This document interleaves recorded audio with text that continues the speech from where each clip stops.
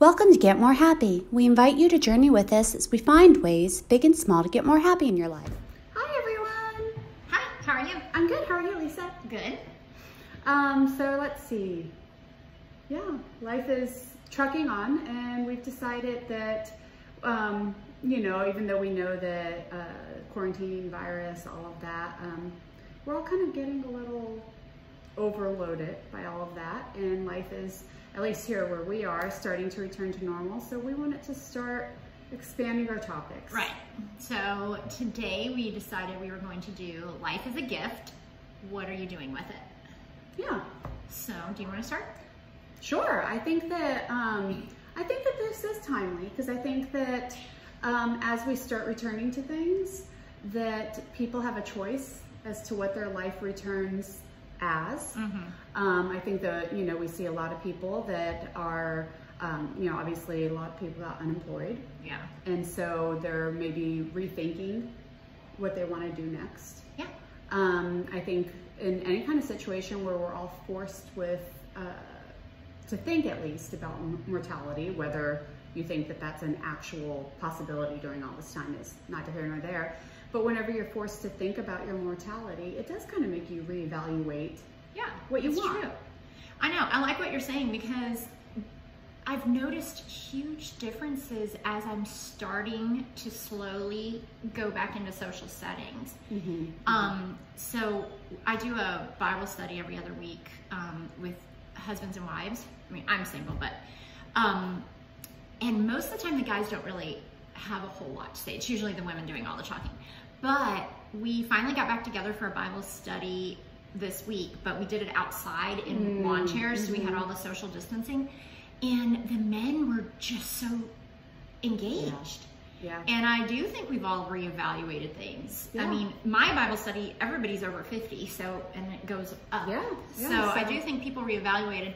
And I also like what you said about people introducing things back into their calendar, because I told you that after COVID was over, I thought I had margin in my Right. calendar. I mean, I did have margin, but during COVID, I realized how busy I always am, because I've had a lot of beautiful, nice downtime. Yeah.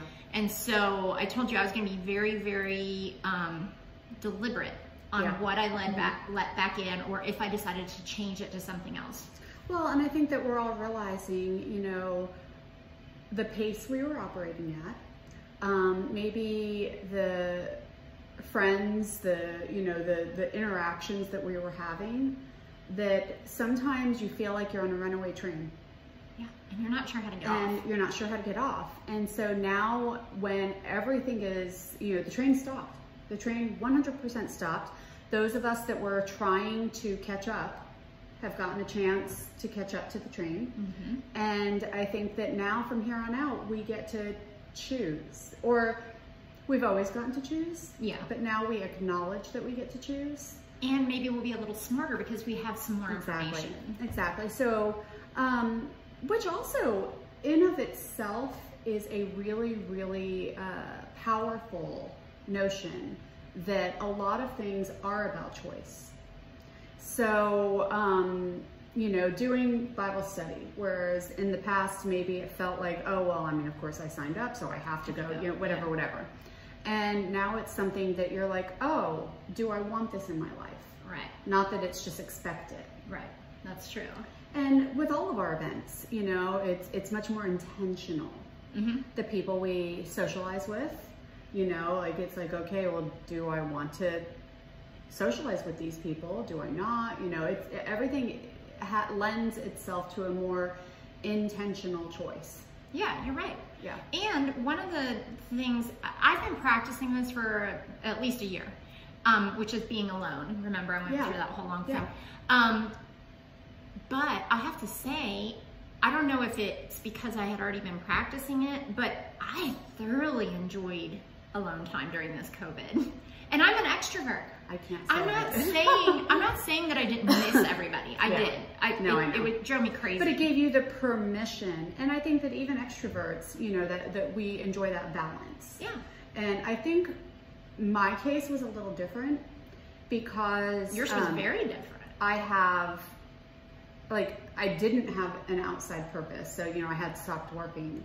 And so that was my choice of going and socializing with people and interaction and everything. And that was taken away from me. That choice was taken away. Right. But also, I have a house full of people in Right. my house, you know, a house full of adults. And I'm trying to manage everybody's schedule, and 2 of them are working from home, and then one of them is like, well, what do you mean we need to be quiet? You know, this is my house too. Yeah. And, you know, so like, why aren't they in a separate room? And, you know, so like, there's a lot of managing that, a lot of managing people's expectations, a lot of forced togetherness. Now, we get along extremely well. Right, thank God. Extremely well, and we all have been very much enjoying our time together. But there's not the choice of, you know, like, we've had times where one of us is like, I'm going to my room. Yeah, I'm done. Yeah. But my oldest daughter is moving into her first apartment. Yeah, She's never lived alone. Yeah. You know, she was an RA in college, and, you know, so she's never lived alone, never had an apartment. It's her first time. And originally she thought she wanted a roommate. And now she's kind of secretly excited about having it alone. And you know, eating when she feels like eating, and having people over if she feels like it, and not having to check in with somebody else. And it's interesting because now that we have this deadline of when we're all not going to be together all the time, it'll be a choice when we're together. It is bittersweet. Yeah. You know? Isn't that interesting? Yeah. It is. So now that you have all this information and you're opening back up, you know, COVID's opening back up, what kinds of things are you excited to do with your life? Now, for me, this is going to be a little bit different than most people, because I am at that time in my life where my role was changing from full-time mom to, you know, empty nester, and what did I want out of my life, and what direction did I want it to take. So I have been spending the last year or so evaluating what I want. Okay. You know, this podcast, this blog, this, you know, this whatever website that we have going on was a very intentional choice for me. Right. A way to express and reach people. So, I mean, that was huge for me. I recognize how much I really do enjoy my job. Whereas I've had different times in my life where I know I enjoy my job, but do I want to be doing something else? Do I want to try something new? And no, I really do enjoy my job. I'm extremely lucky in the fact that with my husband working full-time, I am allowed to work part-time. Right. So that's huge for me. I don't know what I want to do with my free time. I've never known what I want to do with my free time.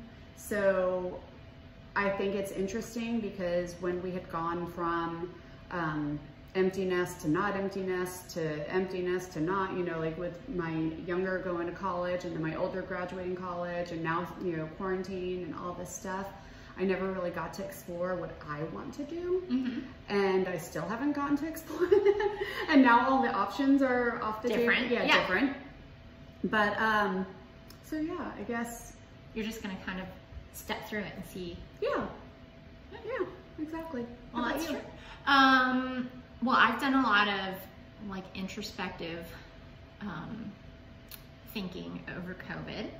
And you know how sometimes when you go to church, the sermon will be about XYZ, but like one sentence is said that just resonates with you. So a couple different times over the last 12 weeks or however long this has been, a sentence will come out to me. And so I started wrapping my brain around it. Right now, or not right now, not during COVID, but prior to COVID, I was volunteering at my church with this special education group, which is great. And I'm passionate about it because I used to be a special ed teacher. So I love working with that group. But I just kind of started feeling like I was being called to do a couple other things with my life. And so one thing that just kind of actually came at me when a friend of mine asked me for help was helping other single moms, because it's hard, and it's a huge deal.